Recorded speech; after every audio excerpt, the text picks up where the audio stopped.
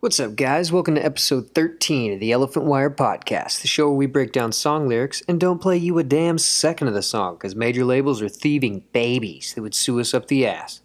This week's episode, we're going to be dissecting the song Easy Lover by Phil Collins and Philip Bailey. Let's get some. Welcome to the Elephant Wire Podcast. Music, drugs, laughter, lyrics.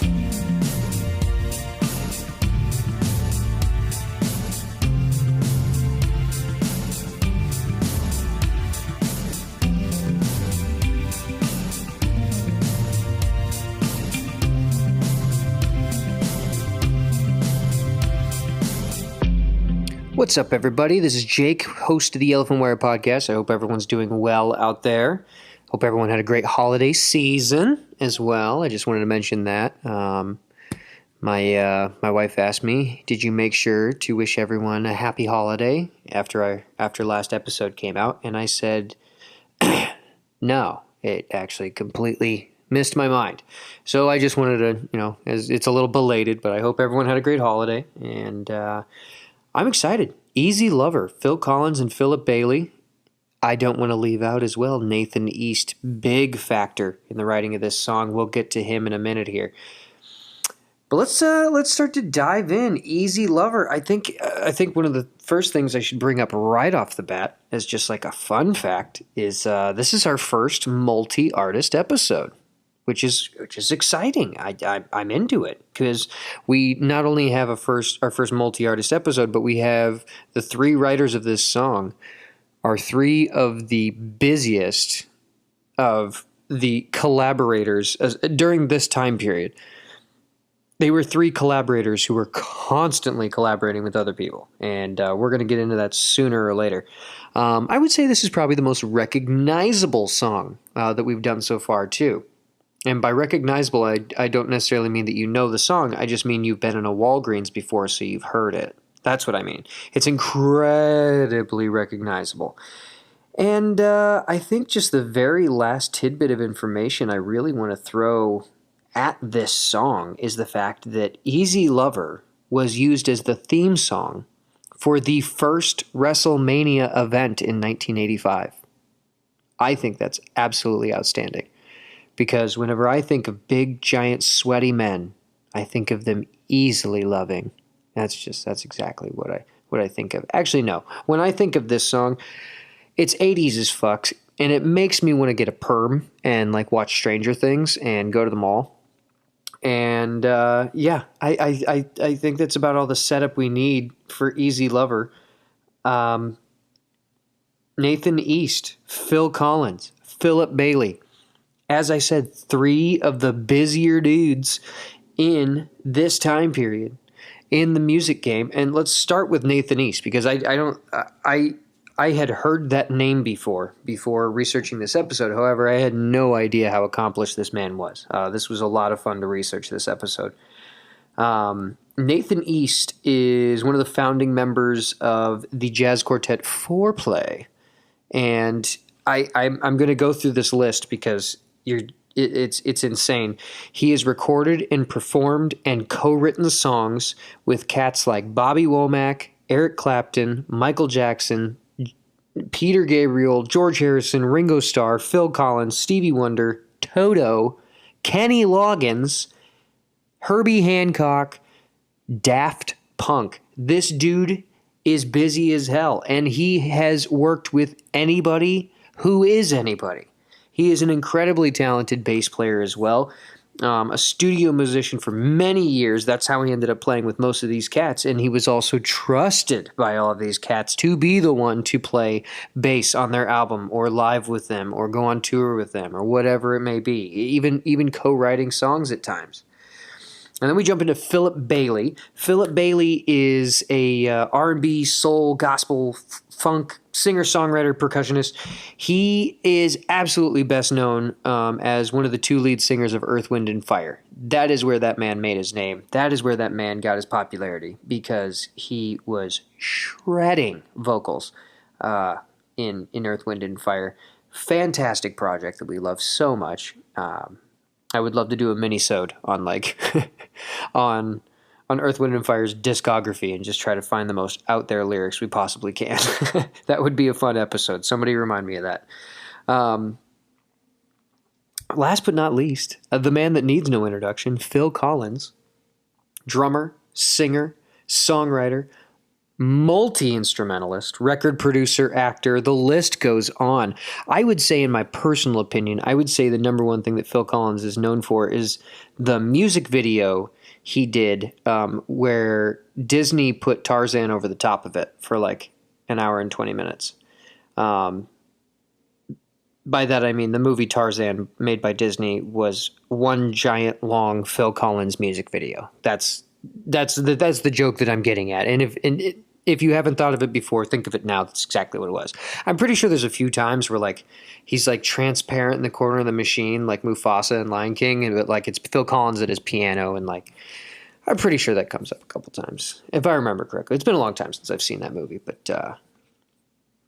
yeah, that's Phil. Oh, Phil Collins. I think one of the most interesting factoids about Phil Collins is when working with other artists, as well as his solo career, he has had more U.S. top 40 singles than any other artist in the 1980s. So Phil Collins was good at two things. One of them was writing songs, and the other one was networking. And that's how he was able to get to the point that he was. Because obviously his work with the band Genesis, I was being facetious with the whole Tarzan thing, kind of. Obviously the way Phil Collins made his name, and what he's probably most known for, other than just his name in general, is the band Genesis. And he played drums and was the lead singer in the band Genesis, which I incredibly and so much respect, because when I sit down at a drum kit, I can't get my legs and my arms to act independently, much less sing while I do it. So I'm incredibly, honestly, I'm impressed. But anyway, let's get into the album. And this is where it's going to get kind of funky, because being the collaboration that it was, we're actually just going to focus on Philip Bailey's release. And that was in 1984. Philip Bailey released the album Chinese Wall. Phil Collins ended up releasing this song on 2 different greatest hits albums. However, I'm not going to count those, especially since he did it twice. How do you have great hits 2 times? Unless he wrote more hits, which he probably did. I don't know. But we're going to focus on Philip Bailey's release in 1984. It was Philip Bailey's 3rd solo album, and it came out on Columbia Records in the October of 84. Chinese Wall was certified gold on March 11th, 1985. So the short time between October of 84 and March of 85, it went gold. It was flying off the fucking shelves. That's a good time. In 1986, the album Chinese Wall by Philip Bailey received a Grammy nomination for Best R&B Male Vocal Performance, and Easy Lover as a song earned a nomination for Best Pop Performance by a Duo or a Group Vocal. So that is pretty badass as well. It saw some definite accolade. Philip Bailey originally had approached Phil Collins when he got ready to start working on his 3rd album, Chinese Wall. He'd originally approached Phil Collins for songwriting. He'd gotten in touch with him and asked him to come and help him write some ballads. Which is absolutely what Phil Collins is. Just the guy kills it with the ballads, the long building, layering, just storytelling. This is where Phil Collins brings his 1980s drum set to life. That's originally how this happened in general, and then Phil Collins ended up producing the entire album, and then obviously he ended up singing on this track. And the song was a massive hit in both Europe and the U.S. It was number 2 in the U.S. The only reason it didn't make it to the top of the charts, because at that time, I Want to Know What Love Is by Foreigner was at the top of the charts, and like, whew, that's a tough one, man. That's a tough song to kick off the top of the charts. I don't know who could do that. Well, somebody eventually did, but damn, that's a tough song to kick off the top of charts. However, in the United Kingdom, in the UK and Europe and everything, it went number one. And it went top 10 in 6 other countries. I did, however, see that the song did not do great in Australia. It was funny. I was looking at like the highest, like the highest position that it took in like the top 40s charts in every country, and like the lowest that I had seen was like 12 or something like that, and I was like, okay, like, you know, they weren't into it. And then I saw Australia where it was 74, and I was like, geez, Australia, calm down. Like, Easy Lover weren't a fan, huh? Okay. Yeah, they weren't into it, which is fine. That's absolutely fine. I know we got singers in Australia. Hello, everyone out there in Australia. Good to have you guys on here, but maybe you're into the song now. Anywho, at one point, Philip Bailey was he was in an interview with Musician Magazine, and he was talking about how he and Nathan and Phil Collins, one night after songwriting and working on the album and recording, they were just playing around with a riff on the piano, and Philip Bailey was walking around singing "Choosy Lover" over the piano chords, and then, you know, Nathan gets on his bass, and then I'm sure Phil Collins bounces over to his drum set, and they just kept playing with this riff and kept playing with it. And Philip Bailey says, we worked on it all day and put a rough version of it down on tape. The next day we said, let's check it, see if we can go in and record it. When we heard it, we realized there was nothing wrong with it. We tried doing it again, but we kept the original. I love when I hear stories like this. I absolutely love it, because when you have organic, flash in the pan music, that is whenever songwriting is at its pinnacle. That's absolutely when songwriting is at its pinnacle. Songwriting is one of those things that's exactly, you know, when you flip a water bottle and it lands on the cap instead of on the bottom, but it stays up, and someone says you couldn't do that again if you tried. That's exactly what we have here. They tried to do it again, and they couldn't. It's exactly what happened. They kept the original. I love whenever I hear stories about songwriting. There was one other episode that we did where there was a very similar story like this, and I can't remember what it is right now. If anyone knows, leave it in the comments of Instagram or something. But I love whenever I hear stories like this, because, like I said, the songwriting process is absolutely that brief moment where your imagination and your subconscious and your conscious and your physical form and everything kind of it all convenes in one specific place. And to try and recreate that again is very, very difficult. And I love I absolutely respect musicians that say, well, then we leave it.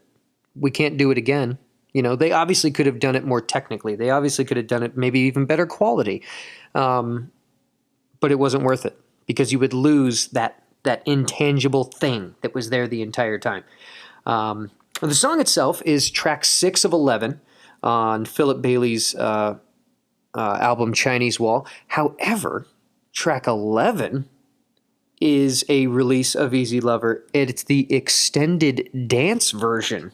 I think it might even refer to it as a remix, which is really fun, because what we consider a remix today and what they considered a remix then are two very different things. Basically, they added a tambourine that keeps time through the entire song so white people know how to dance to it. That's basically what they did. And, you know, I'll allow it. You know, there's a lot of white cats out there that need a hand, and that's fine. It's embarrassing, but it's fine. It is what it is. But when we start to break down the melody of the song, I made the joke earlier that it is 80s as fuck. And I even, like I said, it makes you want to get a perm. Like, it makes you want to put on giant pleated khakis. And, like, that's why I also found the factoid funny that Easy Lover was the theme song for WrestleMania, because I did not put those two things in the same. I don't know who was sitting at the WWE, round table, and they're like, "We got the song, Easy Lover, Phil Collins, Phil Bailey, anybody," and it kind of makes me wonder what other options were on the table, because we know that at that time, the only song that was better than that, according to the charts. I'm not I'm not planting my flag. I'm just saying that's what the charts told us was I Want to Know What Love Is by Foreigner. So, you know, it's an interesting little callback as we talk about this song that is 5 minutes, 6 seconds of pure joy. And I just want to go through what everyone's part on the song, where everyone was at. Philip Bailey was on lead vocals and backup vocals and killer dance moves. Phil Collins was lead vocals, backing vocals, drums, and keyboards.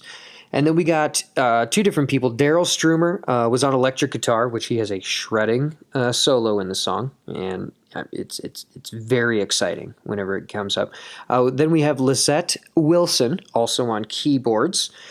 And then last but not least, we have Nathan East on bass. And all of those elements make up for a very catchy, very dancey, very legit, will not quit 80s ballad that we know so well.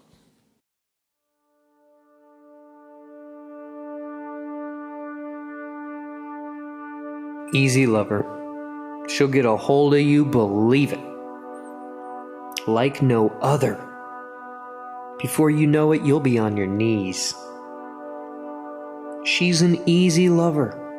She'll take your heart, but you won't feel it. She's like no other. And I'm just trying to make you see.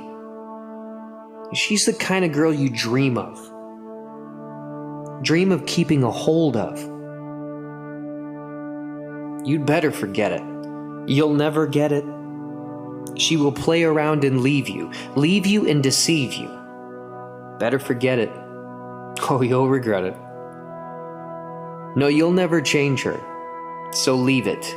Leave it. Get out quick, 'cause seeing is believing. It's the only way you'll ever know. She's an easy lover. She'll get a hold on you, believe it. Like no other. Before you know it, you'll be on your knees. She's an easy lover. She'll take your heart, but you won't feel it. She's like no other. And I'm just trying to make you see you're the one that wants to hold her. Hold her and control her. You'd better forget it. You'll never get it. Oh, she'll say that there's no other till she finds another. Better forget it. Oh, you'll regret it.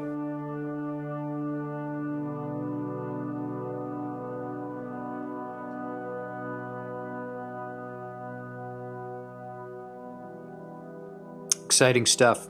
Exciting stuff. And it's, it's obviously, it's a warning, it's a caution. It's, the song title, Easy Lover, makes it sound like it's going to be like this, like George Clinton, like baby making, real grind and shit. But it's not. It's actually, it's a dude talking to another dude, and he's telling him to steer clear of a certain young woman. So let's dive in. Let's find out what made this woman either so terrible, as it sounds like they're pitching her, but I'd like to look at it a different way. What made this woman so dangerous? Oh, an element of danger. Okay, let's go about this. First line, easy lover. No context. It's not even, I wouldn't even call it a partial sentence. It's just two words, easy lover. So it's almost a name.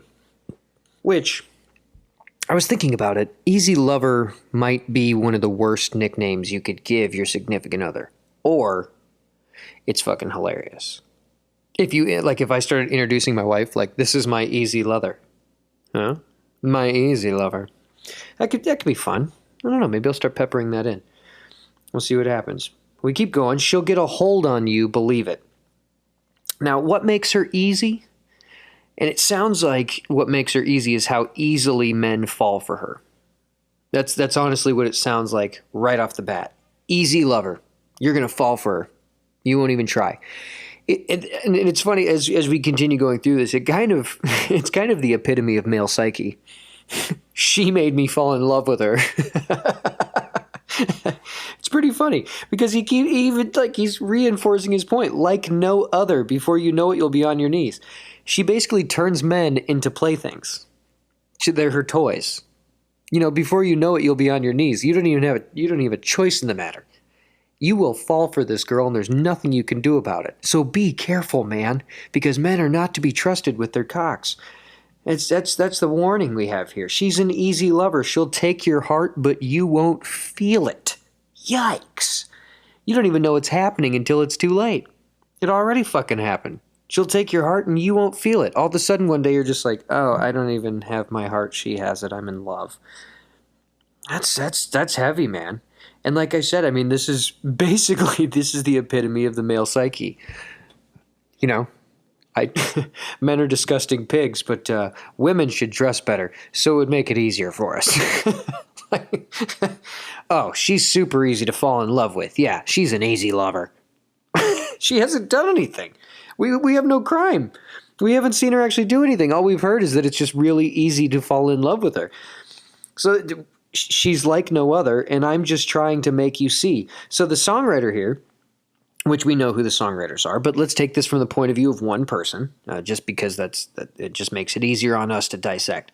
So let's say the songwriter, he is singing from experience here. He's speaking to whoever her new fling is, basically pleading with the next guy. And it's funny because the way all this is worded, it's almost like if the new guy that's coming along and he's like getting swept up in easy lover's ways, it's almost like he's slightly offended or like he's being abrasive about it because, obviously whenever women are involved, men turn into big dumb fucking apes. So especially when you throw a pretty girl in the mix, and then especially if you throw one in there that's super easy to fall in love with, we stop communicating. We just start using grunts. Basically, like all rationale goes out the window, and it only makes sense because, like he's saying, he's like, "Look, I'm just trying to make you see it. Like, obviously, I'm not trying to steal your girl. Like, I'm just trying to help you out here, man." No, I don't want her. It's fucking hilarious. I mean, so then we go in like, let's call that for all accounts and purposes. Let's call like that like an intro chorus, and that's sung by Philip Bailey and Phil Collins at the same time, doing harmonies, and they sound fantastic. So then we actually get into verse 1, which the verses are sung by Philip Bailey. He says, the kind of girl you dream of keeping a hold of. So from day one, she's had you reeled in. Why wouldn't you be on board, Because she's the kind of girl you've dreamed of, the kind you dream of keeping a hold of. So you've wanted a girl like her for a really long time. This is who you've been looking for, and it's almost like he's like pitching her as like this shapeshifter, is basically how he's going about it. He says you'd better forget it. You'll never get it. She will play around and leave you. Aha! We finally have any element of what her wrong truly is, and it's that she breaks men's hearts. That is her fault. That is the reason to steer clear of her, is because she breaks men's hearts. And we already found out in like that first chorus that like she treats men like playthings, which, oh no, whatever will they do? Here we actually have her wrong, and her wrong is that she breaks hearts, which is, I don't know if anyone else is keeping score out there. I'm not actually going to put this one in the fault category. I'm just going to put this one in like the okay category. Like someone says, like drops a bombshell information on you and you respond with, okay. That's how I'm receiving this information right now. This is not a big deal. He keeps going. Leave you and deceive you. Better forget it or you'll regret it. So it's really starting to come together. So what the real problem seems to be is this girl treats men with no respect. She treats them as playthings for her own enjoyment. Gee whiz, I can't imagine she would ever do a thing like that. How could someone do that? That's crazy. If you're not getting my sarcasm right now, please understand my sarcasm. Like this is like I kept saying. And are we blaming this time period because it didn't age well? No. As far as most of the things that came out of this time period, this one actually aged really well. It honestly did. For everything else that was... I tried to watch Blazing Saddles not too long ago. Yikes, man. That one's rough to get through. Blazing Saddles is a tough one. That did not age well. Well, honestly, it wasn't... It's not like I'm saying it was okay then. I'm just saying like of the amount of knowledge and amount of progression and the amount of like, can we get the fuck over this already that we've had in the last few years that fucking finally. The song Easy Lover is not very high on the list of things that like we should cancel right now. That's all I'm trying to say. There's a lot of things out there that should get canceled. I don't think this one's in the pile. Because as we keep going into like this bridge that they do where Phil Collins is singing now, he says, "No, you'll never change her. So leave it. Leave it." Like obviously if changing her ways is your goal in the relationship, yeah, I would, failure is almost to be assumed. I mean, and that's just good advice in general. Like, if you go into a relationship to change someone, and I'm not talking about helping someone be the best possible person they can be. I'm not talking about building each other up to be better people. I'm talking about literally trying to change someone's like MO. She's obviously, I mean, now we have Phil Collins joining in. He's singing. It's almost like now he's joining in like, yeah, whenever I was dating her, like, you'll never change her. And he keeps, get out quick because seeing is believing. It's the only way you'll ever know. Like, it's like they're pitching it as if this girl's simply walking into a room. There should be like sirens going off, red alert, steer clear. All because basically all we've gathered at this point is this girl has no plans of settling down. She has no plans of being in something that's like serious or I don't know. We could if we want to really throw some doubt on her, I guess we could say she has commitment issues. But we don't know anything about her, so we can't even say that. All we know is she doesn't really give a flying fuck. She's just looking to have a good time. Why the fuck can't she? I mean, that's what I'm gathering from this, and that's what I mean. It's so funny because the way they're pitching her is that she's like this like dangerous love assassin that just like, or a succubus is just going around just sweeping men off their feet only to just let them drop. Which, good for her. I wish there were more of those because we'd have a lot less fucking douchebags in the world if they got, be a good time. Anyway, we go into the chorus again. She's an easy lover. She'll get a hold of you, believe it. When we start to look at this song from another angle, especially with like, a line like, like no other, before you know it, you'll be on your knees. When we look at a statement like that, before you know it, you'll be on your knees. I think this is kind of like, it's almost maybe a mysterious way of going about saying you'll fall for her. Like one falls to their knees. It's in reference of how easy she is to fall for. Could we start to give maybe a little bit of credit, to the songwriter here for a more pure warning than we originally have had to this point? I mean, this now, I would say a line like that, before you know it, you'll be on your knees. If we're going to give any credit here to the songwriter or any credit to the storyteller or whatever we want to call this at this moment, cautionary tale, this is the way that you can actually get that message across. Like, hey, look, before you know it, you'll be on your knees. Like, you're going to be in pretty quick because she's pretty dope. I just want to let you know she's not looking for anything serious. I mean, that's basically the cliff notes of this song. in 2020's cliff notes of Easy Lover is, hey, she's not looking for anything serious, but she's really cool. Just be careful because you're going to fall for her because she's dope. I guess, I mean, I've now done the entire episode in about 2 sentences, but I mean, it's, she's an easy lover. She'll take your heart. She's like no other. I'm just trying to make you see. Like, I'm just doing this for you. I'm throwing you a favor here. I'm throwing you a bone. It's funny to think, if you've ever been in that situation where you've fallen for someone on accident, it does actually really fucking suck. I don't know if you've ever been in those shoes where you accidentally fell in love with someone, but it's pretty shitty because it's tough to bounce back. Because whenever you're like, when you've been just fiending over one person, it starts with like this big fat crush, and then you just like, you can't even help yourself. Like, every word out of their mouth is funny. You get butterflies, you get random boners during the day. It is what it is. You just have this giant fat crush on somebody. It's almost like whenever you get turned down in that one, like, since you built it up in your own head, and we're used to letting ourselves down, it is what it is. But when you start crushing on someone on accident, or like you fall for someone on accident because you just all of a sudden one day go, oh, God damn it. And then all this, I guess I'm in love now. That one's a lot tougher to shake.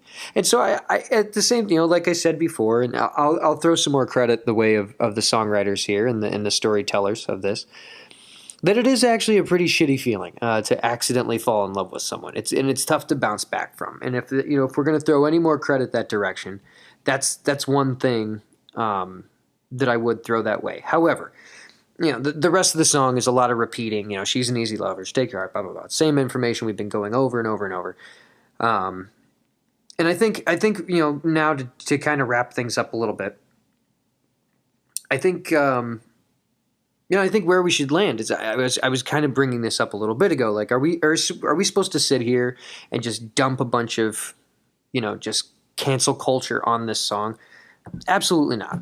Like, this song is awesome, and it's honestly it's rather fucking funny to think that like even to think of like Philip Bailey, who's singing the verses, warning Phil Collins of a woman that, like they're about to be Eskimo brothers or something.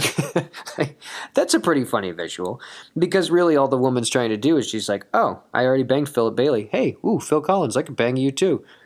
Good for her. That's pretty badass. She's getting notches in her belt. I'm all about it. He's a British white dude that started balding at 17. I mean, is she really, like, what is she gaining in this one? If there's anywhere I'm actually throwing some judgment, it's that. Like, ugh, she slept with Phil Collins. Gross. No, I make jokes. Because, if anything, the whole point of this podcast is that we put an insane amount of emphasis on lyrics, and especially with a song like this. This is purely just supposed to be a good times, dancey song about a dangerous girl who will steal your heart. And it's a fucking pop song. It's a pop song, plain and simple. I mean, and that is one area where I do need to take a step back sometimes. Even whenever I'm researching these songs, I do need to take a step back sometimes, especially with a song like this, where it was just supposed to be a pop song. I mean, I definitely like the number one episode of this podcast that I researched more than any other episode was the very first lyrics episode. So episode 2 of the podcast, whenever we did Higher Love by Steve Winwood. I researched that episode for like 3 weeks. I knew way too much about Steve Winwood. I knew way too much about albums, and I went over those lyrics and over those lyrics, and it's one of those things where, like, that song, this song, the 1975 that we did. I mean, there's certain songs that, like, yes, there is a message to be had and there is a lesson to be gleaned. At the same time, it's a fucking pop song. I mean, what are we really supposed to take away other than, like, ooh, check out these new dance moves that I got going? But that's about all I got on Easy Lover. This was a fun one to research. I had a lot of good, there was a lot of easy fodder there as far as making fun of them or their giant pleated pants in 1982. But I think it's officially time to get to the local band spotlight. And I have, you guys are in for a treat this week. Our local band spotlight. Do yourself a favor. If you're already listening to the podcast on Spotify, pause my stupid voice. Go listen to the band Old News. They are fantastic. They are wonderful young men from Wichita, Kansas. The band Old News, our local band spotlight. These cats are fantastic. They are comprised of jazz school graduates and emo scene veterans alike. Old News is an experimental rock trio hailing from Wichita, Kansas. The band is known for their pensive lyricism, spiraling rhythm section passages, and their knack for corrupting power pop hooks with odd time shenanigans, all of which come together into a sound the band affectionately refers to as math pop. And I like that. I think that's fun. Math pop. I mean, the way they describe themselves as jazz school graduates and emo scene veterans, the second you turn them on, you're like, oh, these cats definitely went to jazz school. And yeah, I bet they were really into My Chemical Romance at one point. And that's just a jab, because I know they didn't listen to My Chemical Romance. They listened to The Used, of course, like all the rest of us. Since their inception in late 2017, the band has independently released 3 EPs, Been covered by the likes of Substream Magazine and Strange Currency, and opened for scene darlings like The Obsessives and Elephant Gym before signing to We're Trying Records in July 2020. The band just released their debut LP entitled Self-Acceptance Speech. Listen to that album. It's fucking awesome. Go check it out. That album came out on October 15th, 2020. Old News is comprised of guitarist and vocalist Bo, bass keys is Blaine, and we have Max on drums and percussion.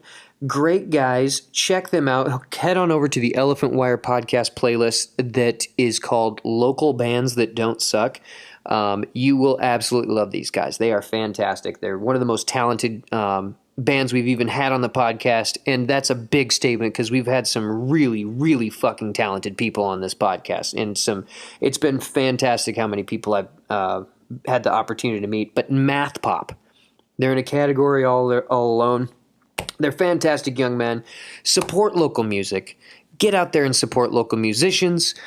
Do what you absolutely can to take care of the musicians around you. And if you like what you hear on this podcast here, support us at anchor.fm/The Elephant Wire Podcast. We would be so fucking appreciative. We would lose our minds. That's how much appreciation we will have. Before I go, just one more thing. Head on over to anchor.fm/The Elephant Wire Podcast. You will see a little button in the top right corner of your screen. If you pull it up on a cell phone, wherever it is, it says message. Click on that button. And then whenever it pops up and says, can it use your microphone? Click yes. And then whenever it starts recording, you should tell us a really dope concert drug story. That would be fantastic because this is episode 13. We are 7 episodes away from the final episode of the season. In the final episode of the season, anyone who has left a awesome concert drug story on our anchor.fm page, or anyone who's left one in our DMs or has left me a voicemail, any of those things, we are going to do an entire episode about awesome concert drug stories. It is going to be fantastic. We have a lot of things planned for that episode. So head on over to anchor.fm/The Elephant Wire Podcast, record a message, leave us a voicemail of telling us a hilarious drug story of the time that you did a bunch of Percocet at a Wiggles concert when you were supposed to be babysitting. Something, anything. Just give us the goods. That's what we're all about. Thank you for listening today. This has been a lot of fun. Easy Lover. It's a great jam. I'm super into it. I guess I really don't have a whole lot more. I think I remembered to ask you guys if you had a great holiday. Yeah. I mean, the holidays were fine. No complaints. Fuck Trump. Not a lot's changed. But yeah, I guess the only thing left to do is fuck the man, hail Satan, hug your mom. We'll see you guys next week. Take care.